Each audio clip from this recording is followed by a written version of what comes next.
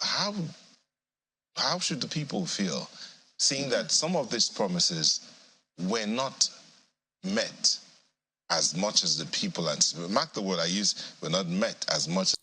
Hello everyone, welcome back to Plan B TV News. President Muhammadu Buhari plea for forgiveness from Nigerians is an indication no one is perfect, says presidential aide Femi Adesina. He added that this government can't be solely blamed for the inability to rescue all Chibok girls. Details in the video. Done something for 8 years in a country of 200 million people. I think you have had more than your fair share, because if you are going to share the time among 200 million people, if you have taken 8 years, you have taken a lion's share. Not everybody will have that privilege. So if you have had that privilege, just be thankful and then move to the next. Was there a chance like 200 million people can never sit in that office? You know there's no chance. There's no chance. All right, let's get into this. So let's start with that statement of, if I have hurt you in any way, forgive me. Why would the president be saying that? Every reflective person should be able to say that. If you permit me to go into scriptures, Samuel was a leader for Israel. There was a time Israel clamored for a king, and God said, give them a king. So when he anointed Saul to be a king over Israel, he spoke to them. He said, judge me. Is there anybody whose ass I have taken, or anybody whose horse I have stolen? Have I taken a bribe from anyone? And all that. So it's like a self-accounting. When you are exiting from a position of public trust, you need to be humble enough and down to earth enough to know that you would not have done everything perfectly. So there will always be an opportunity to say, if I wronged you, forgive me. It may not be that he actually wronged, but he should be factual enough to say, if I wronged anyone, please forgive. Indeed, there are some who feel that the president has wronged them. I mean, based on some of the promises he made in his manifesto when he was coming to office, one of those being peace and security, return of the Chibok girls, an end of insurgency. How should the people feel seeing that some of these promises were not met as much as the people anticipated? Mark the word I use, were not met as much as the people anticipated. That will also not quite be factual, because in 2015 we knew where Nigeria was.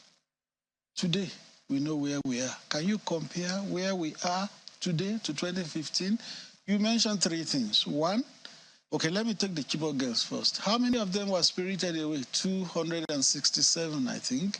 About 57 escaped immediately, and over 100, maybe 115, 120, have been returned by the administration. The ones that are left, I think 90-something, they are Nigerians. They have a right to be brought back.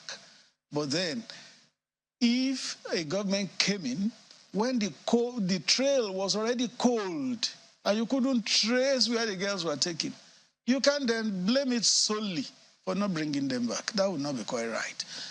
Dapchi girls were taken under the administration. Within the week, they were recovered, except maybe 5, including Lesharibu, sadly. So I believe that with the Chibok girls, we should rather appreciate God and appreciate government for what was achieved. It's not as if government folded its hands and didn't do anything. It did its level best. And because government is a continuum, the incoming government, if it recovers more of those girls, yes, the country will gladly receive them. That is one, Chibok girls. You also mentioned insurgency. Oh, would you say where we are today in the area of insurgency was where we were in 2015? No. Even there's an international report, if you permit me to share, which gives the death toll from terrorist attacks between 2011 and 2022. One single soul lost is bad enough. It should not happen. But what does the report say? In 2011, Nigeria lost 447 souls to insurgency, to terrorism.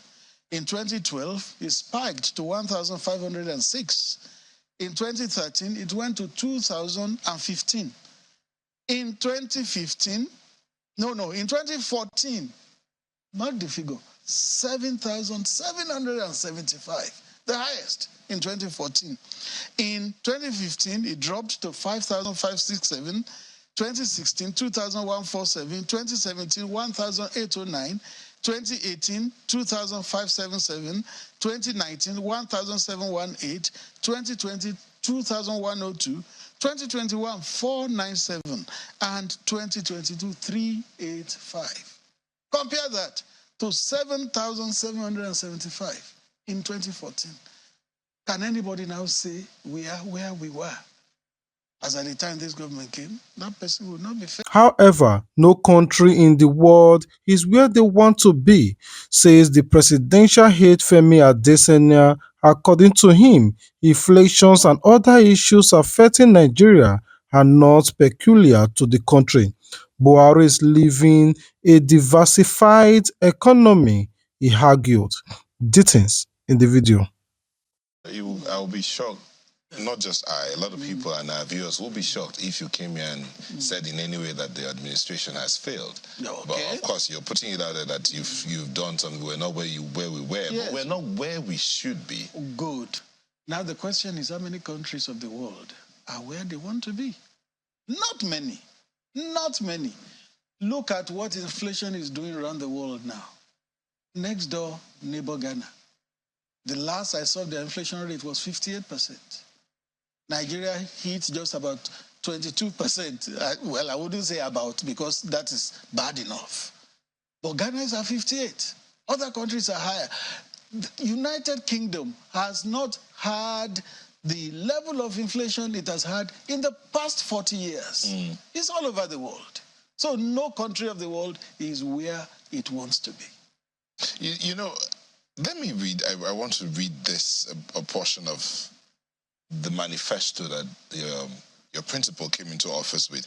Urgently address capacity building of law enforcement agents in terms of quantity and quality, as this is critical in safeguarding the sanctity of lives and property. Establish a well-trained, adequately equipped and goals-driven serious crime squad to combat terrorism, kidnapping, armed robbery, militancy, ethno-religious and communal clashes nationwide. This is part of the manifesto that your principal came into office with. And in all of this, you say we're not where we were, but this is what you promised. Would you say this has been addressed? You in that area, let me tell you the latest facts. When this administration came, Nigerian armed forces were rated 7th in Africa. 7th in terms of combat readiness, equipment, and all that.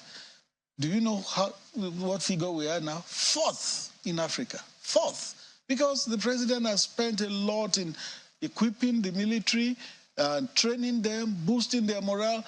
Our Air Force was virtually wingless as of 2015. They had 4 or 5 serviceable aircraft. Do you know how many scores of aircraft we have today, including Super Tucano and all the sophisticated ones in the world?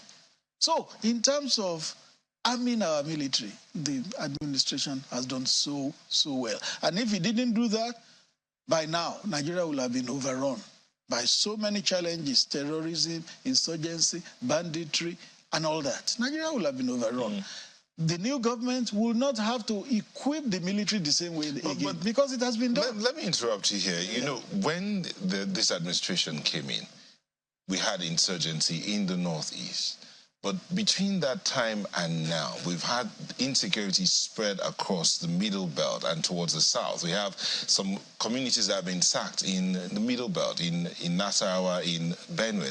And you say that this administration has done well in terms of security. Yes, it has done well, because it could have been worse. Oh, it could. Oh, yes, it definitely would have been worse. Look at this scenario. As of 2015, how many times did bombs go off in Abuja? Daily. Could you go to church without being frisked or sacked? Could you go to recreation places without bomb detectors being used on you? In fact, the recreation places were empty. And that was like all over the country. You saw the last Salah just about a week ago. You saw Doba, you saw horse riding, you saw gaiety, all over, including in Bono. Was that possible as at 2015? It was not. So there is a lot of improvement, marked improvement. I'm not saying further challenges didn't come up. They came up. As at 2015, the major challenge facing the country was insurgency. Banditry was strange. But later, the challenges became variegated, and banditry was one of the things that came in. Among the same people, the Northwest people, they have a common language, they have a common culture, they have a common trade, they are like cattle rearers. They began to steal one another's cattle, they began to kill one another, all sorts of things. So it was another challenge. And of course, you know that kidnapping for ransom also joined it. You know that cult killings joined it. You know that other ethnic clashes came up. You had people who began to agitate for all sorts of referendum and all sorts of breakaway from the federation.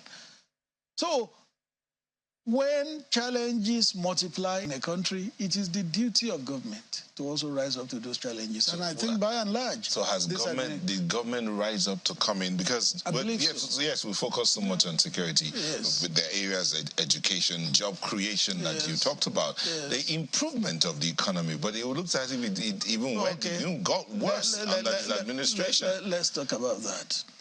The economy that the Buhari administration met was one solely dependent on import. We import everything: toothpicks, wine, beans from Burkina Faso, rice from Thailand, everywhere. We were spending millions of dollars on importation that we couldn't afford. Money that could have been deployed towards more productive areas of the economy. Today, what do we import? Particularly in terms of rice, in terms of maize, in terms of beans, almost all grains are produced locally. All those wastage on toothpicks and wine and all that. There was this list, was it 31 items that Central Bank released then that wouldn't be available for foreign currency. And Nigerians looked inward. We became self-dependent. Talk about diversifying the Nigerian economy is as old as Nigeria. But we were a mono-product economy till Buhari came. But Buhari is not leaving Nigeria as a mono-product economy. He's living a diversified economy. How many products do you say Nigeria has? He's living a diversified economy because agric is out there. Manufacturing is inching up gradually. ICT is there. Oil. Alright guys, this is where I'm going to be heading the video today. Do you enjoy this particular video? If you do, please do not skip without you commenting your thoughts in the comment sections and give these videos a thumbs up. This is the only way you can support the growth of this channel. For all our returning subscribers who year to year or time to time always come to support the growth of our content, thank you very much. May God continue to bless you. We thank you very much for all your big support that you have given to this platform for making Plan B TV to work out. Thank you. Until we meet again, do not forget to turn on your notification bell so you'll be the first person to be notified anytime we upload a new content. If you have not subscribed, I don't know what you're waiting for. Please subscribe and be among the Plan B TV team. Thank you very much. Until we meet again. Peace out. Don't forget to subscribe to get notified. And as you share your support, now say God bless you too. Sense on the bed. Plan B TV, Plan B TV, Plan B TV, Plan B TV. Oh, Plan B TV, Plan B TV, Plan B TV, Plan B TV.